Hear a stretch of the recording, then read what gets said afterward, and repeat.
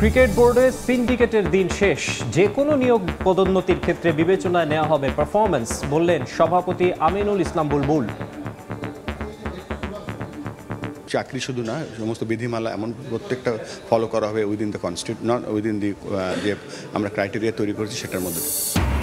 BPL এ franchise মালিকানার জন্য আবেদনকারীদের সাক্ষাৎকার আজ, যাচাই বাছাই শেষে চূড়ান্ত হবে রোববার। নোয়াখালী রয়্যালস নামে দল পেতে আশাবাদী বাংলা মার্ক। ভারতের বিপক্ষে এশিয়ান কাপ বাছাই ও নেপালের বিপক্ষে প্রীতি ম্যাচ সামনে রেখে ক্যাম্প শুরু সন্ধ্যায়। কোচ কাবরেরাকে ছাড়াই প্রস্তুতিতে নামবেন ফুটবলাররা। হামজা আসবেন 9 নভেম্বর।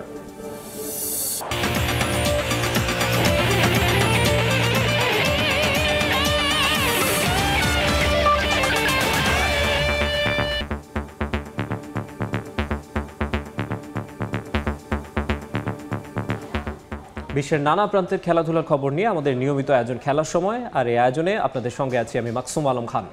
শুরুতেই যাব বিএনপির ব্রিফিংয়ের খবরে। রাজধানীর গুলশানে চেয়ারপারসনের কার্যালয়ে চলছে বিএনপির সংবাদ সম্মেলন, সরাসরি যাচ্ছে সেখানে। কি বলে, আইন কি বলে, এটা তো কোনো, দেখেন, পার্সোনালি আমার কারোর প্রতি অসন্তুষ্টি থাকতে পারে, কারোর প্রতি আমার ভালোবাসা থাকতে পারে, এটা ডিফারেন্ট ইস্যু, কিন্তু দেশের সংবিধান বা প্রচলিত আইন অগ্রাহ্য করার ক্ষমতা তো আমরা নাই। এই কারণে আমরা আমাদের মতামত ওইভাবে উপস্থাপন করা হয়েছে। এটা নিয়ে যেখানে দরকার কথা বলা যাবে আর কি, কিন্তু এই নিয়ে নির্বাচন প্রভাবিত হয়ে যাচ্ছে, এই নিয়ে বিরাট একটা সংকট হয়ে যাচ্ছে, এই ধরনের কিছু কেন মনে করতেছেন আপনারা? আমি বুঝতে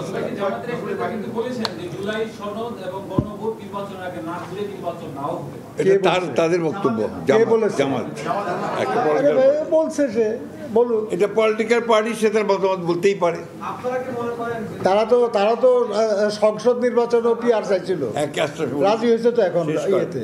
এখন বলেন, আমাদের কাছে কোনো ধোঁয়াশা নেই।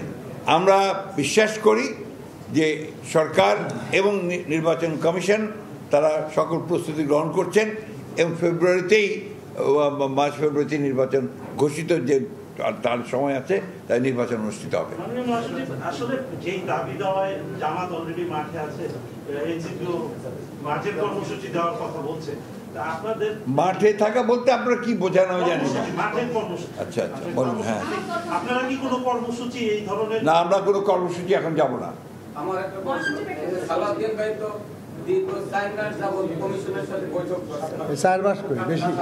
না, অনেক বেশি খবর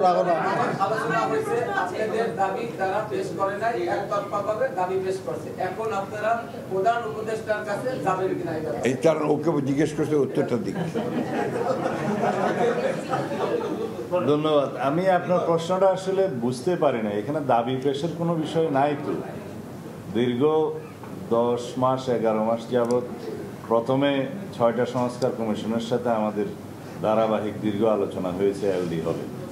তার মতামতের ভিত্তিতে, রিপোর্টের ভিত্তিতে জাতীয় ঐকমত্য কমিশন গঠিত হয়েছে, যার সভাপতি মাননীয় প্রধান উপদেষ্টা, এবং সংস্কার কমিশনগুলোর চেয়ারম্যানদের, সভাপতিদের সদস্য করা হয়েছে, সহসভাপতি করা হয়েছে প্রফেসর আলী রিয়াজ সাহেব।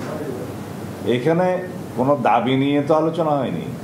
সংস্কার কমিশনের কিছু প্রস্তাব এবং জাতির বিভিন্ন শ্রেণী পেশার মানুষের কিছু প্রস্তাব এবং তাদের দাবি দেওয়ার প্রেক্ষিতে আমাদের মতামত, এগুলো আমরা লিখিত যেগুলো জবাব দিয়েছিলাম, তার প্রেক্ষিতে একটা প্রতিবেদন প্রকাশ করা হয়েছে।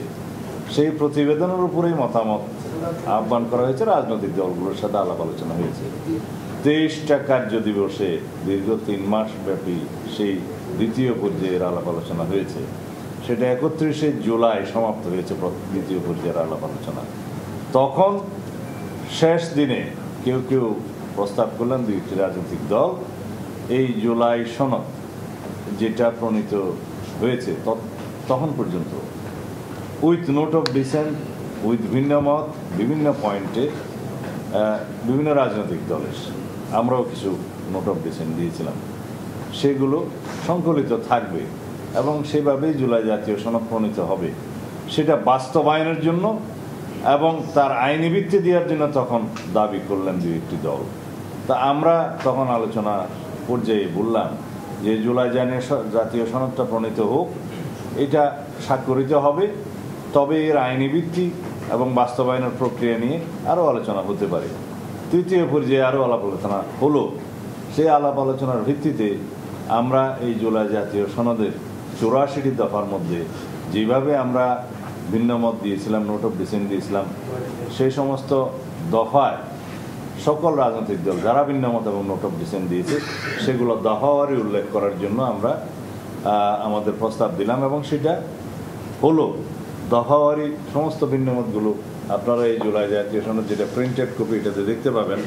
প্রত্যেকটা প্রস্তাবের বিপরীতে রাজনৈতিক দলসমূহের ঐকমত্য এবং নোট অফ ডিসেন্ট উল্লেখ করা হয়েছে, কারা কী কী নোট অফ ডিসেন্ট দিয়েছে। আমি এখানে 70 অনুচ্ছেদের একটা নোট অফ ডিসেন্ট আপনাদের সামনে জাস্ট বলতে পারি। এখানে লেখা আছে, অবশ্য কোনো রাজনৈতিক দল বা জোট তাদের নির্বাচনী ইশতেহার উল্লেখপূর্বক যদি জনগণের ম্যান্ডেট লাভ করে তাহলে তারা সংবিধান সংশোধন ও জাতীয় নিরাপত্তা, যুদ্ধ পরিস্থিতি বিষয়গুলো সংযোজন করতে পারবে।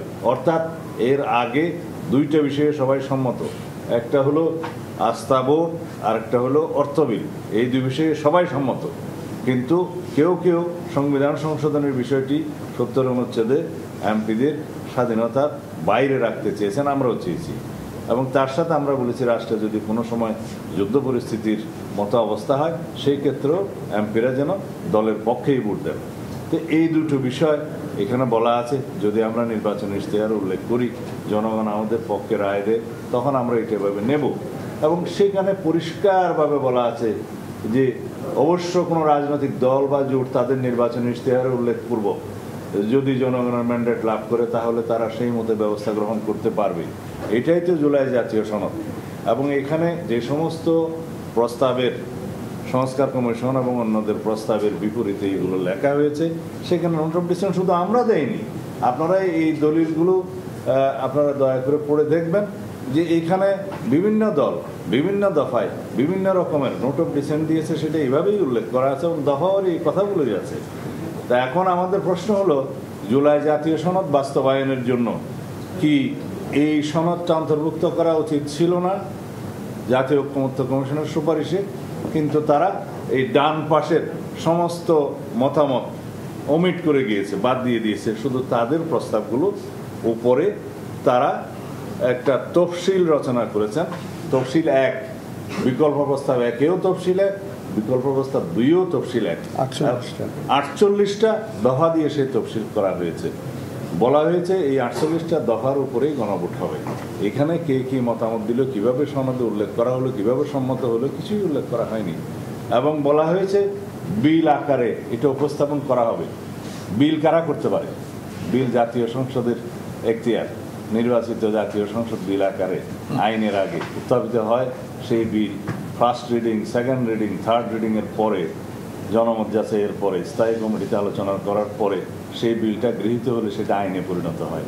সেই আইনে স্পিকার দস্তখত করে রাষ্ট্রপতির কাছে দিবেন, রাষ্ট্রপতি সই করলে সেটা আইনে পরিণত হবে। এখন বিলটাকে বলা হচ্ছে যে জাতীয় সংবিধান সংস্কার পরিষদের বিবেচনার জন্য। এইরকম আইডিয়া তো আমরা কখনো শুনিনি। আর যদি সংবিধান সংস্কার পরিষদ নামে কোনো বডির সংগঠন করতে হয় বা সেটার অনুমোদন নিতে হয়, সেটা অবশ্যই জাতীয় সংসদের মধ্যেই সিদ্ধান্ত নিতে হবে। তা এখন এই সমস্ত আলোচনা তো আমাদের সাথে হয়নি। হঠাৎ করে সংবিধান সংস্কার পরিষদ গঠনের যে প্রস্তাবটা দেয়া হলো এবং সেটা কারা দিল, কিভাবে। সমসাময়িক রাজনৈতিক বিষয় নিয়ে গুলশানে ব্রিফিং করছেন বিএনপির নেতারা। আমরা এতক্ষণ সরাসরি ছিলাম সেখানে। বিএনপির ব্রিফিংয়ের বাকি অংশ সরাসরি দেখতে ভিজিট করুন সময় টিভির ফেসবুক পেজে। এবারে জানাবো খেলার খবর। এখন থেকে চাইলেই আর ইচ্ছে মতো নিয়োগ চলবে না বিসিবিতে, বরং ক্রিকেটীয় বা অক্রিকেটীয় যে কোনো বিভাগে যে কোনো নিয়োগ প্রক্রিয়া হবে নির্দিষ্ট নিয়ম মেনে। পাশাপাশি বেতন বৃদ্ধি বা পদোন্নতিতেও বিবেচনা করা হবে পারফরমেন্স। সময় সংবাদে দেয়া সাক্ষাৎকারে এইসব কথা জানিয়েছেন বিসিবি সভাপতি। তার মতে এর মাধ্যমে নতুন দিনের পথ চলা শুরু হলো বিসিবির। 15 বছর আগে করা HR পলিসিতে চলছিল বিসিবি, যেখানে চাইলেই যে কোনো পদে যে কাউকে নিয়োগ দেয়া যেত, চাইলেই দেয়া যেত পদোন্নতি। বোর্ড সভাপতি কিংবা পরিচালকদের পরিচিতদের জন্য বিসিবি পরিণত হয় পারিবারিক ব্যবসা ক্ষেত্রে। অবশেষে পেশাদার প্রতিষ্ঠানের রূপ পেতে যাচ্ছে ক্রিকেট বোর্ড। দেশের শীর্ষস্থানীয় এক পরামর্শক প্রতিষ্ঠানের মাধ্যমে একটা সাংগঠনিক কাঠামো তৈরি করেছে বিসিবি, যেটা মেনে নিয়োগ হবে, সেটা হোক ক্রিকেটীয় কিংবা অন্য কোনো পদ।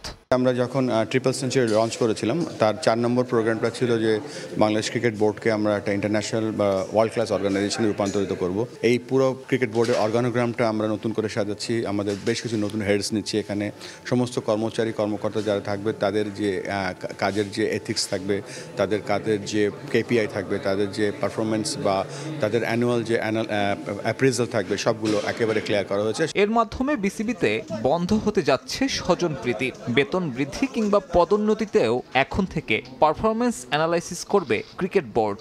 এ নিয়মের অধীনে একজন মাঠ কর্মী থেকে শুরু করে থাকবেন একজন কোচ কিংবা বেতনভুক্ত কোনো বিসিবি কর্তা। চাকরি শুধু না, সমস্ত বিধিমালা এমন প্রত্যেকটা ফলো করা হবে within the constitution, not within the যে আমরা ক্রাইটেরিয়া তৈরি করেছি সেটার মধ্যে থেকে। বাংলাদেশ ক্রিকেটের জন্য একটা নতুন দিন, এবং আমি বলবো যে যেটা আজকে এত বছর ধরে ক্রিকেট খেলছি কিন্তু আমাদের কোনো একেবারে HR একটা পলিসি ছিল না, সেটা আমরা তৈরি করতে সমর্থ হয়েছি। নাজমুল হাসান পাপনের সময় নিয়ম বহির্ভূত নিয়োগ কিংবা পদোন্নতি ছিল নিত্যদিনের ঘটনা। ফারুক আহমেদের বোর্ডের বিপক্ষেও অভিযোগ ছিল স্বজনপ্রীতির। তবে এই সাংগঠনিক রূপরেখা তৈরির মাধ্যমে পেশাদার সংগঠনে পরিণত হতে যাচ্ছে বিসিবি। সাব্বির মিথুন, সময় সংবাদ, ঢাকা। খেলার সময় আরও থাকছে। 11 বছর পর ফিল হিউজের মর্মান্তিক মৃত্যুর ঘটনার পুনরাবৃত্তি অস্ট্রেলিয়ায়। অনুশীলনের সময় বলের আঘাতে না ফেরার দেশের 17 বছর বয়সী ক্রিকেটার বেন অস্টিন শোকের ছায়া ক্রীড়াঙ্গনে। জাতীয় দলের মিডল অর্ডার ব্যাটার নির্বাচনের প্রক্রিয়ার কড়া সমালোচনা করেছেন নাসির হোসেন। ব্যাটারদের নিজ নিজ পজিশনে সুযোগ দেওয়া উচিত বলেই মনে করেন তিনি। ঘরোয়া ক্রিকেটে মিডল অর্ডারে যারা খেলেন তাদের জাতীয় দলে সুযোগ দেওয়া হয় না বলে মন্তব্য করেছেন নাসির। সম্প্রতি NCL T20-তে পারফরমেন্স দিয়ে আলো কেড়ে নিয়েছেন নাসির হোসেন। দলকে শিরোপা জিতিয়ে এবার খেলছেন NCL-এর 4 দিনের মঞ্চে। সেখানেও ব্যাটে বলে নিজের মুনশিয়ানা দেখিয়ে চলছেন নাসির। তবে ক্রিকেটের বাইরেও নিজেকে ভালোই ব্যস্ত রেখেছেন তিনি। তাই তো একদিন বিরতি পেতেই ছুটে এসেছেন নিজের ব্যক্তিগত এবং সামাজিক কাজগুলো শেষ করতে। আর ঢেকি যেমন স্বর্গে গেল ধান ভানে, তাই নাসিরকেও সামাজিক অনুষ্ঠানের ফাঁকে কথা বলতে হয় 22 গজের ক্রিকেট নিয়ে। তবে ঘরোয়ার চেয়ে বেশি জাতীয় দলের বর্তমান অবস্থান নিয়েই নিজেদের দৃষ্টিকোণ তুলে ধরেন এই অলরাউন্ডার। বাংলাদেশ দলের বর্তমান দুর্গতির জন্য মিডল অর্ডারের ব্যর্থতাকেই দায়ী করেছেন নাসির। তবে দায়টা শুধু ব্যাটারদের নয়, মিডল অর্ডার ব্যাটারদের যারা নির্বাচন করেন সে প্রক্রিয়া নিয়েও সমালোচনা করেছেন তিনি। মিডল অর্ডারের কথা বললেন, কারণ আমরা যখন যারা প্রিমিয়ার লিগ খেলি তারা কিন্তু যারা রান করে প্রিমিয়ার লিগে এরা কিন্তু টপ অর্ডারে ব্যাটিং করে এবং আলটিমেট ওখানে টপ অর্ডারে পারফর্ম করে এরা ন্যাশনাল টিমে এসে মিডল অর্ডার ব্যাটিং করে। তো এটা ডিফিকাল্ট, এই কারণেই ডিফিকাল্ট কারণ যারা মানে মিডল ওভারে ব্যাটিং করে ম্যাচের সিচুয়েশন থাকে আলাদা, তারপর পরিস্থিতি থাকে আলাদা, প্রেশার থাকে। আর যখন তারা টপ অর্ডারে ব্যাটিং করে এই সিচুয়েশনে পড়ে না, তো একটু সময় লাগবে। বাট আমি বলবো যে যারা মিডল অর্ডারে খেলে ডোমেস্টিকে, এখান থেকে যারা পারফর্ম করবে এদেরকে যাতে মিডল অর্ডারে খেলানো হয়। দেশের ক্রিকেট এখনও ফ্যাসিলিটিসে অনেক পিছিয়ে, তাই ক্রিকেট বিকেন্দ্রীকরণের সঙ্গে জেলাগুলোতে প্র্যাকটিস ফ্যাসিলিটিস বাড়ানোর আহ্বান নাসিরের। ব্যাঙ্গালোরে যে একটা স্কুলের যে ফ্যাসিলিটিস, তো আমাদের ন্যাশনাল টিমের এরকম ফ্যাসিলিটিস নাই। তো আপনি যদি ওইভাবে চিন্তা করেন যে ঠিক আছে আমরা চেষ্টা করতেছি, এর মানে এই না যে আমরা রাতারাতি খুব ভালো টিম হয়ে যাব। তো অবশ্যই চেষ্টা থাকবে। বিপিএলের পর NCL-এও ফিক্সিংয়ের অভিযোগ উঠেছে। এসব কর্মকাণ্ড ক্রিকেটারদের উপর নেতিবাচক প্রভাব ফেলে বলে মন্তব্য করেন জাতীয় দলের সাবেক এই ক্রিকেটার। ফিক্সিং যদি আমাদের মধ্যে ঢুকে যায় তাহলে জিনিসটা খারাপ। বাংলাদেশের ক্রিকেটের মানে এটা ধ্বংসের একটা বড় মূল হবে আর কি। তো আমি মানে এটা কি বলবো আর কি, যে আশা করবো যাতে এখান থেকে সবাই দূরে থাকে এবং ক্রিকেট বোর্ড যাতে এটার উপর মানে খুব ভালোভাবে নজর দেয়। যেসব জিনিস উঠে আসছে এটা একটা রেজাল্ট আসবে খুব শীঘ্রই এবং এর পরবর্তীতে আমার মনে হয় না যে কেউ এরকমভাবে এটার সাথে রিফাতুল ইসলাম মিরন, সময় সংবাদ, ঢাকা। বিসিবির সমস্ত শর্ত পূরণ করেই ফ্র্যাঞ্চাইজি মালিকানা চাওয়া হয়েছে। বিপিএল টিম ওনারশিপ পেতে আশাবাদী বাংলামার্ক গ্রুপ। কর্মকর্তারা প্রতিশ্রুতি দিয়েছেন দুর্বার রাজশাহীর মতো কোনো কাণ্ড ঘটাবেন না তারা। নোয়াখালী রয়্যালস নামে দল পেতে আবেদন করেছে প্রতিষ্ঠানটি। নোয়াখালী অঞ্চলের ক্রিকেটের উন্নয়নে ভূমিকা রাখতে চান তারা। স্বপ্ন দেখছেন টিম ডেভিড ও রবমান পাওয়েলের মতো হার্ড হিটারদের দলে পাবার। জার্সি বা নোয়াখালীর লোগো নোয়াখালীতে উন্মোচন হবে। টিম সঙ্গে ডেফিনেটলি আমাদের প্ল্যান আছে এবং সেটা পুরোপুরি নোয়াখালীকে দিই। নোয়াখালীর একটা ফ্যান বেজ আছে। বিপিএলে এই জেলার নামে দল আসবে এমন চাওয়া অনেক দিনের। অবশেষে সে সম্ভাবনা তৈরি হলো। বিপিএল এর 12তম আসরে নোয়াখালী রয়্যালস নামে দল পেতে আবেদন করেছে বাংলামার্ক নামে একটি প্রতিষ্ঠান। ফ্র্যাঞ্চাইজি মালিকানা চেয়ে আবেদন করেছে মোট 11টি প্রতিষ্ঠান। জামানত, ব্যাংক গ্যারান্টি, আর্থিক লেনদেন, ক্রিকেটের সঙ্গে সম্পৃক্ততা, কোম্পানির প্রোফাইল সবকিছু দেখে সেখান থেকে বাদ দেয়া হবে কয়েকটি। শেষ পর্যন্ত 6 দল নিয়ে মাঠে গড়াতে পারে বিপিএল। অতীত অভিজ্ঞতা না থাকলেও মালিকানা পেতে আশাবাদী বাংলামার্ক। প্রত্যেকটা রিকোয়ারমেন্ট আমরা অলরেডি ফুলফিল করেই আমাদের ডকুমেন্ট সাবমিট করে ফেলেছি। 5 জন বাদ যাবেই, তো আমরা ডেফিনেটলি চাচ্ছি না যে আমরা তার মধ্যে পড়ি। ইন্টেন্ট হচ্ছে গিয়ে ফাইনাল আমরা খেলবো ইনশাআল্লাহ। আমাদের একটা প্ল্যানিং আছে, হোপফুলি যে ইনশাআল্লাহ আমরা সবকিছু ঠিকঠাকভাবে মেনটেন করতে পারবো। যাচাই বাছাই ছাড়া ফ্র্যাঞ্চাইজি চূড়ান্ত করার পরিণতি গত আসরেই দেখেছে বিসিবি। এক দুর্বার রাজশাহীর কীর্তিকলাপই ফারুক আহমেদের চেয়ার হারানোর পেছনে বড় কারণ হয়ে দাঁড়িয়েছিল। সেখান থেকে শিক্ষা নিতে চায় আমিনুল ইসলাম বুলবুলের বোর্ড। ফ্র্যাঞ্চাইজি মালিকানা প্রত্যাশীরাও দিচ্ছেন আশ্বাস। Whatever happened previously is totally embraced to all franchise. এতটুকু এসিওর করব এই জাতীয় ইস্যু বিপিএল এ আমরা না, হোপফুলি কোনো ফ্র্যাঞ্চাইজ থেকে কেউ করবে না। 2 নভেম্বর চূড়ান্ত হবে ফ্র্যাঞ্চাইজি। তবে এখনই একটা খসড়া পরিকল্পনা সাজাচ্ছে নোয়াখালী দলের ওনারশিপ প্রত্যাশীরা। আমাদের টার্গেট আছে আমরা একদম রুট পর্যায়ে কাজ করার নোয়াখালীতে, যেন আমরা নোয়াখালীর কিছু লোকাল প্লেয়ার অ্যাটলিস্ট তৈরি করে নিয়ে আসতে পারি। বিদেশিদের মধ্যে অস্ট্রেলিয়ান টিম ডেভিড, ওয়েস্ট ইন্ডিজের রবমান পাওয়েল এমন হার্ড হিটারদের নিয়ে আগ্রহ তাদের। কোচিং প্যানেলে রাখতে চায় দেশিদের। যুক্তরাষ্ট্র প্রবাসী তাপস বৈশ্যকে করতে চায় পেস বোলিং কোচ। দেশি ক্রিকেটারদের মধ্যে টার্গেট ইয়াংস্টাররা। শুধু নাম না, আমরা এবার বিবেচনা করব emerging player, emerging player with potentiality. অবশ্য এমন বড় বড় গল্প অতীতে অনেকেই শুনিয়েছে। ক্রিকেট প্রেমীদের আস্থা অর্জনে করে দেখাতে হবে কাজটাও। নোয়াখালীর দ্যাট মাচ ক্রেজ থাকার কারণে নোয়াখালী কিন্তু বিপিএল এ আনা হয়েছে। মাকসুম আলম খান, সময় সংবাদ, ঢাকা। এবারে দেশের ফুটবলের খবর। ভারতের বিপক্ষে এশিয়ান কাপ বাছাইয়ের ম্যাচ সামনে রেখে আজ থেকে ক্যাম্প শুরু করবে জাতীয় দল। হামজা চৌধুরী দলের সঙ্গে যুক্ত হবেন 9 November. 13 November Bangladesh FIFA friendly match খেলবে নেপালের বিপক্ষে। এদিকে নেপালের পাশাপাশি কেনিয়া এবং মোজাম্বিকের সঙ্গেও কথা বলছে বাফুফে। এক ঢিলে 2 পাখি মারতে চেয়েছিল আফগানিস্তান। কিংস এরিনাকে মিয়ানমার ম্যাচের হোম ভেন্যু করে তারা চেয়েছিল 13 নভেম্বর বাংলাদেশের সঙ্গে ফ্রেন্ডলি ম্যাচ খেলে সর্বোচ্চ প্রস্তুতি নিতে। তবে আফগানিস্তানকে সেই সুবিধা না দিয়ে বাংলাদেশে ম্যাচ খেলতে আপত্তি জানায় মিয়ানমার, যার ফলে ফ্রেন্ডলি ম্যাচের প্রতিপক্ষ শূন্য হয় লাল সবুজ। তবে ভারতের বিপক্ষে এশিয়ান কাপের বাছাই ম্যাচ খেলার আগে প্রস্তুতিতে কোনো ঘাটতি রাখতে চায় না বাফুফে। প্রতিপক্ষ হিসেবে এরই মধ্যে মৌখিকভাবে সম্মতি দিয়েছে নেপাল। তারপরও শক্তিশালী প্রতিপক্ষের খোঁজে ফেডারেশন। আলোচনা চলছে আফ্রিকার দেশ মোজাম্বিক আর কেনিয়ার সঙ্গে। নেপালের সাথে আমরা কনফার্ম করেছি এখন পর্যন্ত, এবং এটার যে যতটুকু পেপার ওয়ার্কস যে বলেন ভার্বালি তো কত হয়ে গেছে, পেপার ওয়ার্কসে আমি যদি বলি এটা এখন 98% হয়েছে, 2% বাকি আছে। মোজাম্বিক তার সাথেও আমরা কথা আমাদের চলছে, এবং কেনিয়া, দুইটার দলের সাথে আমাদের কথা করছি। দেখা যাক যেটা এই খুব অল্প সময়ের মধ্যে কি করা যায়। এদিকে প্রস্তুতি ম্যাচের প্রতিপক্ষ নিয়ে দোলাচল থাকলেও নির্ধারিত সময়েই ক্যাম্প শুরু করছে বাফুফে। 30 অক্টোবর রাজধানীর একটি 5 তারকা হোটেলে শুরু হবে ক্যাম্প। হামজা দলের সঙ্গে যোগ দেবেন 9 নভেম্বর। তবে সমিত সোমের আসতে হবে কিছুটা বিলম্ব। আমাদের ক্যাম্প শুরু করা হচ্ছে আগামীকালকে থেকে। আপনারা জানেন যে বসুন্ধরা টিমও কুয়েতে আছে, তো তারা আসলে হয়তো 2 দিন পরে আমাদের ক্যাম্পে জয়েন করবে। আমরা আসলে লাস্ট স্কোয়াডটা নিয়ে কাজ করছি। লাস্ট যে আমাদের ফিফার ছিল সেই প্লেয়ারদেরকে নিয়ে আমরা কাজ করছি। তো ফামিদুল তো যেহেতু ইয়েলো কার্ডেরই আছে, সে তো থাকতেছে না। হামজা, সমিত, এদের প্ল্যানটাই হচ্ছে আমাদের ইন্ডিয়ার ম্যাচকে নিয়ে, তো সেই অনুযায়ী তাদের সাথে আমাদের কথাবার্তা চলছে। কার্ড নিষেধাজ্ঞায় এই ম্যাচ খেলতে পারবেন না ফাহমেদুল ইসলাম। তার পরিবর্তে অন্য কাউকে ট্রাই করবে বাফুফে। প্রথমবারের মতো প্রাথমিক দলে দেখা যেতে পারে কিউবা মিচেলকে। এস এম ইকবাল, সময় সংবাদ, ঢাকা। খেলা সময়ের শীর্ষ সংবাদগুলো জানিয়ে দিচ্ছে আরেকবার। ক্রিকেট বোর্ডে সিন্ডিকেটের দিন শেষ, যে কোনো নিয়োগ পদোন্নতির ক্ষেত্রে বিবেচনায় নেওয়া হবে পারফরম্যান্স, বললেন সভাপতি আমিনুল ইসলাম বুলবুল।